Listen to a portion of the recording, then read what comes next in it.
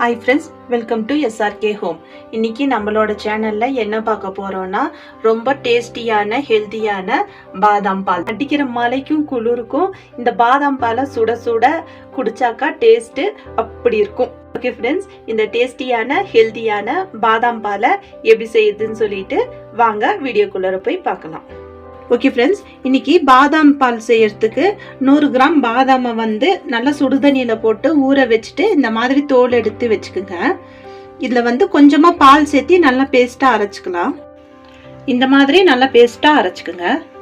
Okay friends, அடுத்து இந்த மாதிரி ஒரு பாத்திரத்தில் 1/2 லிட்டர்லேருந்து 3/4 லிட்டர் வரைக்கும் பால் ஊற்றி நல்லா சூடு பண்ணிடலாம். ஓகே ஃப்ரெண்ட்ஸ், பால் நல்லா இந்த மாதிரி கொதிக்கக்குள்ளார இந்த சைடில் கட்டுற இந்த ஆடையெல்லாம் இந்த மாதிரி எடுத்து இதில் விட்டுட்டு நல்லா ஒரு 5 நிமிஷத்துக்கு கொதிக்க விடுங்க. பால் நல்லா இந்த மாதிரி கொதிச்சணும். அடுத்து இதில் ஒரு 1/2 கப்பு சர்க்கரை, இனிப்பு உங்களுக்கு எந்த அளவுக்கு தேவையோ அந்த அளவுக்கு பார்த்துட்டு சேர்த்திக்குங்க. அடுத்து கொஞ்சமாக சூடான பாலில் குங்குமப்பூவை போட்டு இந்த மாதிரி மிக்ஸ் பண்ணி வச்சுருக்கேன், அது இது கூட சேர்த்திக்கலாம். அடுத்து இதில் நம்ம அரைச்சி வச்ச இந்த பாதாம் பேஸ்ட் அதையும் இது கூட சேர்த்திக்கலாம்.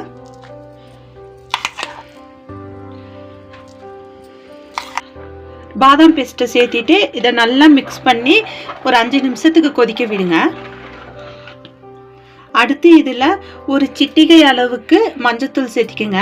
மஞ்சத்தூள் சேர்த்தும் போது இந்த பாதாம் பாலோட டேஸ்ட் நல்லா தூக்கி கொடுக்கும்.